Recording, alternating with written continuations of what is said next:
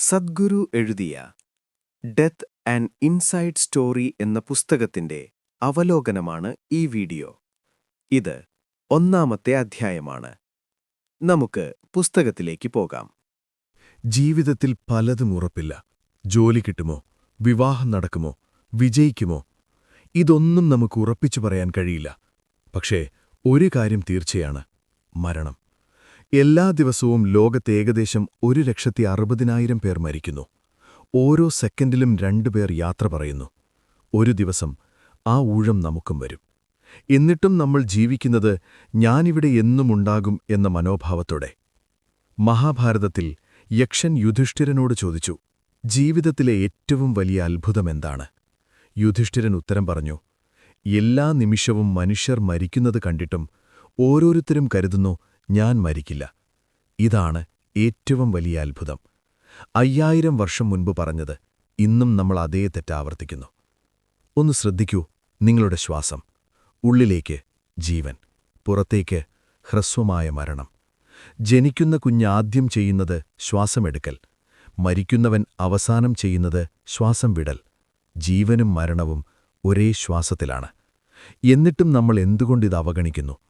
കാരണം നമ്മൾ സ്വയം വളരെ വലുതാണ് എന്ന് കരുതുന്നു. പക്ഷേ യാഥാർത്ഥ്യമിതാണ്: ഈ അനന്തമായ പ്രപഞ്ചത്തിൽ നമ്മുടെ സൗരയൂഥം ഒരു പൊടികണം മാത്രം. ആ പൊടിയിലെ ഭൂമിയിൽ, ആ ഭൂമിയിലെ ഒരു നഗരത്തിൽ നിങ്ങൾ ഒരു വലിയ മനുഷ്യൻ. ഈ തെറ്റായ ആത്മവിശ്വാസമാണ് നമ്മളെ മരണത്തെക്കുറിച്ച് ചിന്തിക്കാൻ അനുവദിക്കാത്തത്. ദൈവത്തെ ഓർക്കുന്നത് ആത്മീയതയാണോ? പലരും കരുതുന്നു ദൈവത്തെക്കുറിച്ച് ചിന്തിക്കുന്നവർ ആത്മീയരാണ് എന്ന്. പക്ഷെ ഇത് തെറ്റാണ്. പരീക്ഷയ്ക്കു പഠിക്കാതെ ദൈവം സഹായിക്കുമെന്ന് പ്രാർത്ഥിക്കുന്നവൻ 1ാം സ്ഥാനം നേടുമോ? ഇല്ല. ദൈവം തന്റെ കൂടെയുണ്ട് എന്ന് ഉറച്ചു വിശ്വസിക്കുന്നവൻ ചിലപ്പോൾ ഏറ്റവും തെറ്റായ കാര്യങ്ങൾ ചെയ്യും. കാരണം ദൈവം എന്റെ കൂടെയുണ്ട് എന്ന ആത്മവിശ്വാസം അപകടകരമായ അഹങ്കാരമായി മാറാം. ഒരു രസകരമായ കഥ കേൾക്കൂ. ഒരു നാട്ടിൽ 2 കുസൃതിക്കുട്ടികളുണ്ടായിരുന്നു. അവർ സഹോദരന്മാരായിരുന്നു. അവരുടെ കുസൃതികൾ കൊണ്ട് അയൽപ്പക്കക്കാർ മാതാപിതാക്കളോട് പരാതി പറയുന്നത് പതിവായിരുന്നു. അതുകൊണ്ട് മാതാപിതാക്കൾക്ക് വളരെയധികം വിഷമമുണ്ടായി. ഒടുവിൽ അവർ കുട്ടികളെ ഒരു പുരോഹിതന്റെ അടുത്ത് കൊണ്ടുപോയി. പുരോഹിതനൊരു തന്ത്രം മെനഞ്ഞു. ഈ കുട്ടികൾക്ക് ദൈവം ഉള്ളിലുണ്ടെന്ന് പറഞ്ഞു മനസ്സിലാക്കിയാൽ അവരുടെ അമിതമായ കുസൃതികൾ ഇല്ലാതാകും എന്നവർ ചിന്തിച്ചു. അങ്ങനെ ആദ്യം ചെറിയ കുട്ടിയെ മാത്രം പുരോഹിതന്റെ മുറിയിലേക്ക് കയറ്റി. പുരോഹിതൻ ഗൗരവത്തിൽ നടന്ന് പെട്ടെന്ന് നിർത്തി ഉറക്കെ ചോദിച്ചു, ദൈവമെവിടെ? കുട്ടി അമ്പരന്നുകൊണ്ട് ആ മുറിയിൽ ദൈവമുണ്ടോ എന്ന് ചുറ്റും നോക്കി. പുരോഹിതൻ മേശയിൽ ചാരി നിന്നുകൊണ്ട് കൂടുതൽ ഗൗരവത്തിൽ ചോദിച്ചു, ദൈവമെവിടെ? കുട്ടി മേശയ്ക്കടിയിൽ നോക്കി. പുരോഹിതൻ നടന്നുവന്ന് കുട്ടിയുടെ നെഞ്ചിൽ തട്ടി ഉറക്കെ ചോദിച്ചു, ദൈവമെവിടെ? കുട്ടി ഓടി പുറത്തുപോയി. ജ്യേഷ്ഠനോട് പറഞ്ഞു, ചേട്ടാ, നമ്മൾ വലിയ കുഴപ്പത്തിലാണ്. അവരുടെ ദൈവത്തെ കാണാതായി. നമ്മളത് കൊണ്ടുപോയി എന്നാണ് അവർ വിചാരിക്കുന്നത്. ദൈവത്തെ ഓർക്കുന്നത് ആത്മീയതയല്ല. ഞാൻ മരിക്കും എന്ന ബോധമുള്ളിൽ ഉദിക്കുമ്പോഴാണ് ആത്മീയത ആരംഭിക്കുന്നത്. ഞാൻ മരിക്കും എന്ന അറിവ് ഉള്ളിലേക്കിറങ്ങുമ്പോൾ നമ്മൾ സ്വയം ചോദ്യം ചെയ്യാൻ തുടങ്ങും. ഈ ജീവൻ എന്താണ്? ഇതിനപ്പുറം എന്തുണ്ട്? ആ ചോദ്യം തന്നെയാണ് ആത്മീയ യാത്ര. മരണത്തെക്കുറിച്ച് ചിന്തിക്കാത്ത കാലത്തോളം ആർക്കും ആത്മീയതയോ ദൈവചിന്തയോ ഉണ്ടാകില്ല. ചെറുപ്പത്തിൽ നമ്മൾ മരണത്തെക്കുറിച്ച് ചിന്തിക്കാറേയില്ല. പ്രായം കൂടുന്തോറും ശരീരം ഓർമ്മിപ്പിക്കും, നിനക്കധിക സമയമില്ല. ആരെങ്കിലും പ്രിയപ്പെട്ടവർ മരിക്കുമ്പോൾ ഒരു ചോദ്യം മനസ്സിൽ വരും, ഇതെല്ലാം എന്തിനാണ്? ആ നിമിഷമാണ് ആത്മീയതയുടെ ആരംഭം.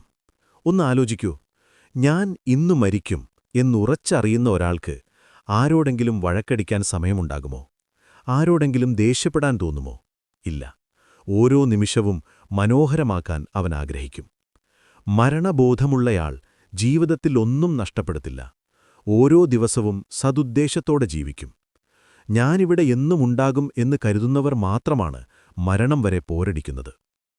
ഭാരതീയ ആത്മീയ പാരമ്പര്യത്തിൽ ശ്മശാനം പവിത്രമാണ്. ഒരാൾ മരിക്കുമ്പോൾ അത് നമ്മളറിയാത്തയാളാണെങ്കിൽ പോലും ഉള്ളിലെന്തോ ഒന്ന് കൊള്ളുന്നു. കാരണം ആ ദേഹം നമ്മളെ ഓർമ്മിപ്പിക്കുന്നു. ഗൗതമബുദ്ധൻ തന്റെ ശിഷ്യന്മാരോട് ആജ്ഞാപിച്ചു, ദീക്ഷ നൽകുന്നതിനു മുൻപ് 3 മാസം ശ്മശാനത്തിലിരുന്ന് ശവദാഹം കണ്ട് ധ്യാനിക്കുക. ഇന്ന് വാരണാസിയിലുള്ള മണികർണികാ ഘട്ടിൽ ഇന്നും ഇത് കണ്ടാൽ മനസ്സിലാകും. മരണം ഒരു ദൈനംദിന ജീവിതം പോലെ സാധാരണമായി നടക്കുന്നു. ആ ദേഹം കത്തുന്നത് കാണുമ്പോൾ ഒരു ചിന്ത വരും.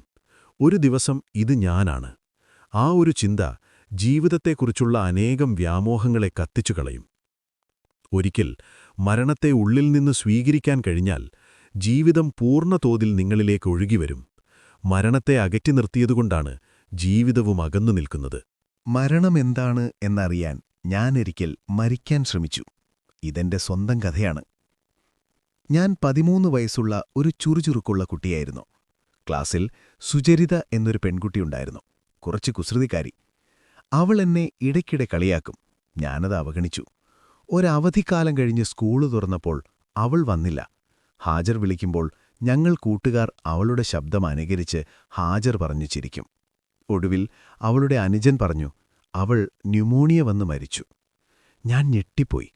മരണം വൃദ്ധർക്ക് മാത്രമുള്ളതാണ് എന്ന് കരുതിയ എനിക്ക് എന്റെ പ്രായത്തിലുള്ളൊരു കൂട്ടുകാരി പെട്ടെന്നില്ലാതായി. അവൾ എവിടെ പോയി? ആ ചോദ്യം എന്റെ ഉള്ളിൽ പുകയാൻ തുടങ്ങി. മരണമെന്താണ് എന്നറിയണമെന്നുള്ള ആഗ്രഹം എനിക്കുണ്ടായി. ഞാനാ ചോദ്യം പലരോടും ചോദിച്ചു. ശ്മശാനത്തിലിരുന്ന് ആലോചിച്ചു. ഒരിടത്തും ഉത്തരം കിട്ടിയില്ല. ഒടുവിൽ ഞാനൊരു തീരുമാനമെടുത്തു. സ്വയം മരണം അനുഭവിച്ചറിയണം. അച്ഛൻ ഡോക്ടറാണ്. വീട്ടിൽ മരുന്നുണ്ടായിരുന്നു. ഒരു ഉറക്കമരുന്നിന്റെ കുപ്പി കണ്ടു. 98 ഗുളികകൾ. ഞാൻ കരുതി ഇത് ധാരാളം മതി. എന്റെ ബാല്യകാല സ്വത്തുക്കൾ, ഗോട്ടികൾ, ചവണകൾ, പക്ഷികൾ ഇതൊക്കെ ഞാൻ കൂട്ടുകാർക്ക് വീതിച്ചു കൊടുത്തു. ഞാൻ പോകുന്നു എന്ന് പറഞ്ഞു. അവരൊക്കെ ചിരിച്ചു. ഇത് തമാശയാണെന്ന് കരുതി. ഒരു രാത്രി ഭക്ഷണം കഴിക്കാതെ ടെറസിൽ കയറി ആ 98 ഗുളികകൾ മുഴുവൻ കഴിച്ചു. ഉറങ്ങി. രാവിലെ അച്ഛൻ കണ്ടു ഞാൻ ശക്തിയില്ലാതെ കിടക്കുന്നു. ഉടൻ ആശുപത്രിയിൽ. ഓക്സിജൻ, സ്റ്റൊമക് വാഷ് ഒക്കെയായി. 3 ദിവസം ഞാൻ ജീവനോ മരണത്തിനോ ഇടയിലായിരുന്നു. 3-ാം ദിവസം കണ്ണു തുറന്നപ്പോൾ ആശുപത്രിയുടെ മേൽക്കൂര. ഞാൻ ചിന്തിച്ചു, ഇത്ര കഷ്ടപ്പെട്ടിട്ടും മരണത്തിനു ശേഷം എന്ത് സംഭവിക്കും എന്നൊന്നും അറിഞ്ഞില്ല. ഒരു കാര്യം മനസ്സിലായി, ഇത് ആ ഉത്തരം കണ്ടെത്താനുള്ള വഴിയല്ല. വർഷങ്ങൾ കഴിഞ്ഞു. ഒരു ദിവസം ഉച്ചനേരം ഒരു കുന്നിൻ മുകളിൽ ഒരു പാറയിൽ ഒറ്റയ്ക്കിരിക്കുകയായിരുന്നു. കണ്ണു തുറന്നിരിക്കുകയായിരുന്നു. ധ്യാനമൊന്നും ചെയ്യുന്നില്ല. പെട്ടെന്നെന്തോ ഒന്ന് സംഭവിച്ചു. ഞാനെന്ന് ഞാൻ കരുതിയിരുന്നത് പൊടുന്നനെ എല്ലായിടത്തുമായി. ഞാൻ ശ്വസിക്കുന്ന വായു, ഞാൻ ഇരിക്കുന്ന പാറ, ചുറ്റുമുള്ള ആകാശം, ഇതെല്ലാം ഞാനായി. ഇതൊരു മിനിറ്റാണെന്ന് കരുതിയ ഞാൻ കണ്ണു തുറന്നപ്പോൾ സൂര്യൻ അസ്തമിച്ചിരുന്നു. 4.5 മണിക്കൂർ കഴിഞ്ഞിരുന്നു. ചെറുപ്പം മുതൽ ഒരിക്കൽ പോലും കരഞ്ഞിട്ടില്ലാത്ത ഞാൻ കരഞ്ഞു. ഷർട്ട് നനഞ്ഞു. ഇത് ദുഃഖക്കണ്ണീരായിരുന്നില്ല. ഒരഭൂതപൂർവ ആനന്ദം കൊണ്ടുള്ള കണ്ണീരായിരുന്നു. ആ അനുഭവം ഒരു സത്യം വെളിപ്പെടുത്തി. മനുഷ്യർ മരിക്കുന്നില്ല. നമ്മളൊരാളെ കാണാതാകുന്നു, അത് ശരിയാണ്. പക്ഷെ ആ ജീവൻ, ആ ബോധം, അതവസാനിക്കുന്നില്ല. അതൊരസ്തിത്വത്തിന്റെ ഒരു തലത്തിൽ നിന്ന് മറ്റൊരു തലത്തിലേക്ക് നീങ്ങുന്നു. മരണം അജ്ഞതയുടെ ഒരു സൃഷ്ടി മാത്രമാണ്. ബോധമുള്ളവന് ജീവൻ മാത്രമേയുള്ളൂ. ജീവൻ, ജീവൻ, ജീവൻ. ഒടുവിൽ ആ 13 വയസ്സുകാരന്റെ ചോദ്യം, മനുഷ്യർ മരിക്കുമ്പോൾ എവിടെ പോകുന്നു എന്നിന്നും ഒരു ചോദ്യം തന്നെയാണ് ഒരർത്ഥത്തിൽ. പക്ഷേ ഒരു കാര്യം ഉറപ്പായി, ഈ ജീവൻ ഒരിക്കലും നഷ്ടപ്പെടുന്നില്ല. മരണം ദുരന്തമല്ല, ജീവിക്കാതെ ജീവിക്കുന്നതാണ് ദുരന്തം. പലരും കരുതുന്നു മരണം ഒരു ദുരന്തമാണെന്ന്. പക്ഷെ ഓർക്കൂ, മരിക്കുമ്പോൾ നിങ്ങളുടെ എല്ലാ പ്രശ്നങ്ങളും തീരുന്നു. യഥാർത്ഥ ദുരന്തം ജീവിച്ചിരിക്കുമ്പോൾ ജീവിതം അനുഭവിക്കാതെ പോകുന്നതാണ്. ഒരു സംസ്കൃത വാക്യം ഇത് മനോഹരമായി പറയുന്നു: ജനനം സുഖദം, മരണം കരുണം. അതായത് ജനനം സന്തോഷം, മരണം കരുണ. കാരണം മരണം നിങ്ങളെ മോചിപ്പിക്കുന്നു. ഞാൻ ഒരിക്കലും മരിക്കില്ല എന്ന് കരുതിയാലോ? ഒന്നാലോചിക്കൂ. നിങ്ങൾക്കൊരിക്കലും മരണമില്ല എന്ന് കരുതൂ. എന്നും ജീവിക്കണം. ഇത് ഒരു അനുഗ്രഹമാണോ? അല്ല, ഇത് ഭീകരമായ ശിക്ഷയാകും. ജീവിതം ഒരു നദി പോലെയാണ്. നദിക്ക് ഒഴുക്കുള്ളത് 2 കരകളുള്ളതുകൊണ്ടാണ്. ഒരു കര ജീവൻ, മറ്റൊരു കര മരണം. ഒരു കരയില്ലാതായാൽ നദിയില്ല, ജീവിതവുമില്ല. ശരിയായ സമയത്ത് മരണം വരുന്നത് ഒരു അനുഗ്രഹമാണ്. വളരെ വൈകിയാൽ അത് ഏറ്റവും വലിയ വേദനയാകും. അപ്പോൾ മരണം ഒരു ആശ്വാസമാകും. ശ്വാസത്തിൽ ഒരു രഹസ്യമുണ്ട്. ഒന്ന് ചെയ്തു നോക്കൂ. ആഴത്തിലൊന്ന് ശ്വാസം ഉള്ളിലേക്കെടുക്കൂ. ശരീരം എങ്ങനെയുണ്ട്? ഇപ്പോൾ ആഴത്തിലൊന്ന് പുറത്തേക്ക് വിടൂ. ഇപ്പോൾ പുറത്തേക്ക് വിടുമ്പോൾ ആശ്വാസം കൂടുതലാണ്, അല്ലേ? ഉള്ളിലേക്ക് ജീവൻ, പുറത്തേക്ക് മരണം. ജീവൻ ടെൻഷനാണ്, മരണം വിശ്രാന്തിയാണ്. നമ്മൾ ദേഷ്യപ്പെടുമ്പോഴോ കഷ്ടപ്പെടുമ്പോഴോ ശരീരം ഒരു നെടുവീർപ്പിടുന്നു. ആ നെടുവീർപ്പ് ഒരു ചെറിയ മരണമാണ്. അത് ആശ്വാസം തരുന്നു. പക്ഷേ ഭൂരിഭാഗം ആളുകൾക്കും ശ്വാസം പൂർണ്ണമായി പുറത്തേക്ക് വിടാൻ കഴിയുന്നില്ല. കാരണം മനസ്സ് മരണത്തെ തള്ളിക്കളഞ്ഞു. അതുകൊണ്ട് ശരീരത്തിൽ ടെൻഷൻ കൂടിക്കൂടി ഒടുവിൽ പൊട്ടിത്തെറി. മരണത്തെ ഭയക്കുന്നവൻ ജീവിതത്തെ നഷ്ടപ്പെടുത്തുന്നു. ഞാൻ മരിക്കരുത് എന്ന് ഭയന്ന് ജീവിക്കുന്നവൻ ഒടുവിൽ ജീവിക്കുന്നില്ല. മരണം ഒഴിവാക്കാൻ കഴിയില്ല, പക്ഷേ ജീവിതം നഷ്ടപ്പെടും. ഇരുട്ടില്ലാതെ വെളിച്ചമില്ല, മരണമില്ലാതെ ജീവനില്ല. ഇത് മനസ്സിലാക്കുന്നവൻ ജീവനും മരണവും ഒന്നാണ് എന്നറിയുന്നു. യുദ്ധക്കളത്തിൽ നിന്ന് ഒരു കഥ. അമേരിക്കയിൽ ഒരു ചെറിയ നഗരത്തിൽ ഒരു ബാറിൽ ഒരു വൃദ്ധൻ ഒറ്റയ്ക്കിരിക്കുകയായിരുന്നു. കുറച്ചു കഴിഞ്ഞപ്പോൾ വേറൊരു വൃദ്ധൻ അവിടേക്ക് കയറി വന്നു. രണ്ടാമത് വന്നയാൾ ആദ്യത്തെയാളുടെ നെറ്റിയിൽ ഒരടയാളം കണ്ടു. താങ്കൾ ജോഷ്വ ആണോ? അതെ. താങ്കൾ ആരാണ്? ഞാൻ മാർക്ക്. നമ്മൾ ഒരുമിച്ച് രണ്ടാം ലോക മഹായുദ്ധത്തിലുണ്ടായിരുന്നു. 50 വർഷം കഴിഞ്ഞാണ് അവർ കാണുന്നത്. ഇരുവരും ഒരുമിച്ചിരുന്ന് യുദ്ധക്കളത്തിൽ അനുഭവിച്ച 40 മിനിറ്റ് ആവേശത്തോടെ സംസാരിച്ചു. ആ 40 മിനിറ്റ് ആവേശത്തോടെ സംസാരിച്ചത് 2 മണിക്കൂർ.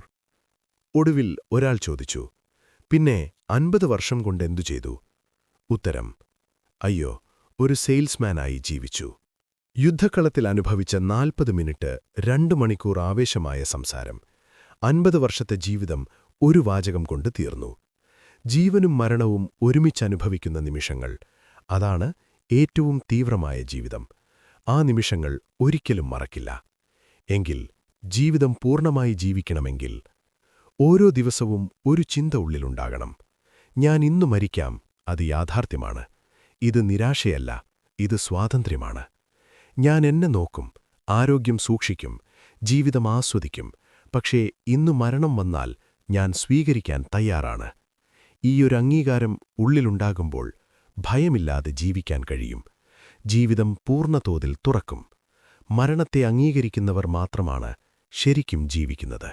മരണത്തെ ഭയക്കുന്നത് ജീവിതത്തെ ഒഴിവാക്കലാണ് എന്ന് പറഞ്ഞു. ഇനി ഒരു കാര്യം കൂടി. ജീവിതം ഒഴിവാക്കുന്നവൻ മരണത്തെ ക്ഷണിക്കുന്നു. ജീവിതം കഷ്ടമാകുമ്പോൾ, ബുദ്ധിമുട്ടാകുമ്പോൾ പലരും അറിയാതെ ജീവിതത്തിൽ നിന്ന് ഓടുന്നു. ആ ഓടൽ ശരീരത്തിൽ രോഗമായി, മനസ്സിൽ തകർച്ചയായി പ്രത്യക്ഷപ്പെടുന്നു. ശരീരം വളരെ സത്യസന്ധമാണ്. നിങ്ങൾ ആഗ്രഹിക്കുന്നത് ശരീരം നടപ്പാക്കും. ഇനി വേണ്ട എന്ന് മനസ്സു പറഞ്ഞാൽ ശരീരവും അതേ വഴി നടക്കും. ഏറ്റവും സുരക്ഷിതമായ സ്ഥലമേതാണ്? ആളുകൾ ജീവിതം ഒഴിവാക്കുന്നത് ഇത് സുരക്ഷിതമല്ല എന്ന് തോന്നുന്നതുകൊണ്ടാണ്. പക്ഷേ ഭൂമിയിൽ ഏറ്റവും സുരക്ഷിതമായ സ്ഥലമേതാണ്?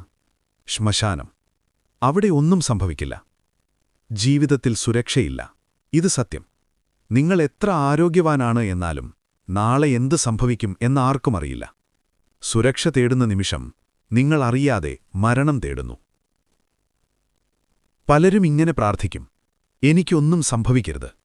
പക്ഷേ ഓർക്കൂ, ഒന്നും സംഭവിക്കാതിരിക്കൽ ജീവിതമാണോ? യഥാർത്ഥ പ്രാർത്ഥന ഇതാണ്: എനിക്കെല്ലാം സംഭവിക്കട്ടെ, ജീവിതം മുഴുവൻ അനുഭവിക്കട്ടെ. നിങ്ങൾ ഈ ഭൂമിയിൽ വന്നത് ജീവിതം ഒഴിവാക്കാനാണോ, അനുഭവിക്കാനാണോ? മരണത്തിന് നിങ്ങളുടെ സഹായം വേണ്ട. മരണം അതിസമർത്ഥമാണ്. അതൊരിക്കലും പരാജയപ്പെടില്ല. ഒരു ദിവസം അത് തീർച്ചയായും വരും, നിങ്ങൾ സഹായിച്ചാലുമില്ലെങ്കിലും.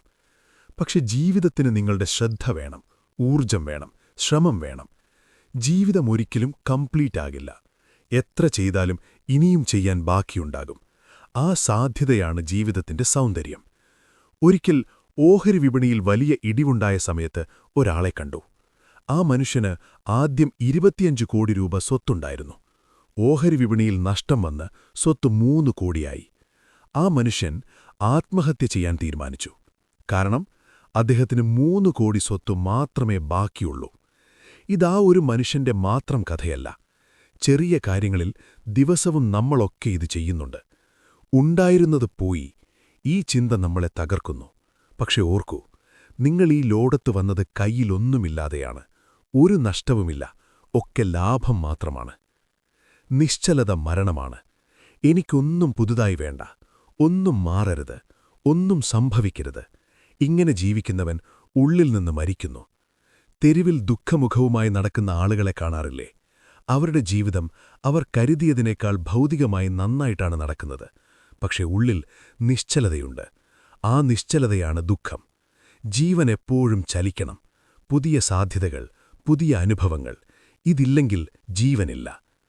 ഒടുവിലൊരു സത്യം. പ്രായമാകുമ്പോൾ ശരീരം ക്ഷയിക്കും. ഇത് സ്വാഭാവികം. പക്ഷെ ഉള്ളിലെ ജീവൻ ക്ഷയിക്കണമെന്നില്ല. ശരിയായ ദിശയിൽ ജീവൻ വളർത്തിയാൽ പ്രായമാകുന്തോറും കൂടുതൽ തിളക്കമുള്ളവനാകാം. മരണത്തെ ക്ഷണിക്കണ്ട, ജീവനെ ഉണർത്തൂ. ഈ ഭാഗം ഇവിടെ അവസാനിക്കുകയാണ്. നിങ്ങളുടെ വിലയേറിയ അഭിപ്രായങ്ങൾ ഷെയർ ചെയ്യുമല്ലോ. കൂടുതൽ ആത്മീയ വീഡിയോകൾക്കായി ചാനൽ സബ്സ്ക്രൈബ് ചെയ്യണേ. അടുത്ത വീഡിയോയിൽ കാണാം.